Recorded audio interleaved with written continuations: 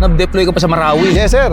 Kasama kami sa Scarborough. So pupunta ka ng Scarborough, 100. 100 lang. 100 pesos kapalit ang buhay mo. Actually, diyan ko rin naranasan yung mga pambubuli. Mga boss at sa mga kapamilya nating manggagawa, nandito tayo sa harap ng ABS-CBN dahil hindi na matiis ng mga manggagawang driver ng ABS-CBN yung pangwawalang hiya at pang-aabuso sa kanila ng management sa katauhan ng pamilya Lopez, lalong-lalo na yung demonyong si Gabby Lopez at si Carlo Katigbak. Itong mga manggagawang driver ng ABS-CBN, yung kontrata at pinirmahan nila na trabaho dito sa kumpanya ay bilang mga driver. Pero sa aktwal, sila rin ay gumagampan bilang mga assistant cameraman. So dinideploy yan sa iba't ibang lugar. At ang kapalit na bayad doon sa kanilang pagiging assistant cameraman ay 100 piso lang. 2025, bumiyaya ako ng Ilocos Norte sa Bigan. 3 kami, ako, reporter, saka cameraman. 10 oras. Ang pahinga ko lang doon, kumain, saka magkape. Ako lang mag-isang driver, 10 hours. Ratsada yan. Yes, sir.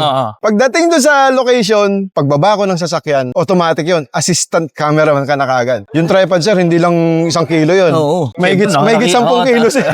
Tapos may dala pa akong extra battery. Yung extra battery, mahigit 1 kilo. 2 battery yun, 2 kilo, another 2 kilo. Tapos may kable pa, may microphone pa. Lahat yun kayo nagkakarga? Opo, sir. Ako lang magkakarga nun, magbubuhat. Pagdating doon sa loob, hindi ako pwedeng umupo lang pagmasdan yung cameraman habang nagsushoot. Nandun lang ako sa likod niya lagi.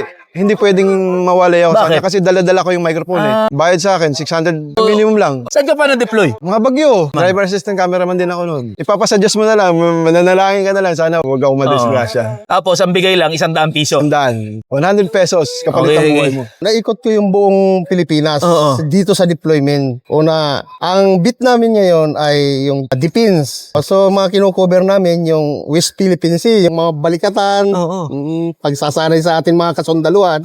Yun ang kinukover namin. So, nakapunta ka na sa Scarborough? Opo. Sakay ako ng Coast Guard. So, pupunta ka ng Scarborough, 100? 100 lang. Actually, diyan ko rin naranasan yung mga pambubuli. Sa mga Lopez, tingnan nyo kaming mga nasa baba kasi kasama kami sa paghihirap kung paano kayo kumikita. Andirito kami sa lahat ng pagtatrabaho, lahat ng hirap, lahat ng delikado, kasama kami. Pero ang bayad lang ng ABS sa amin is 100. Bigay nyo sa amin yung nararapat na dapat na matanggap namin bilang isang regular na empleyado.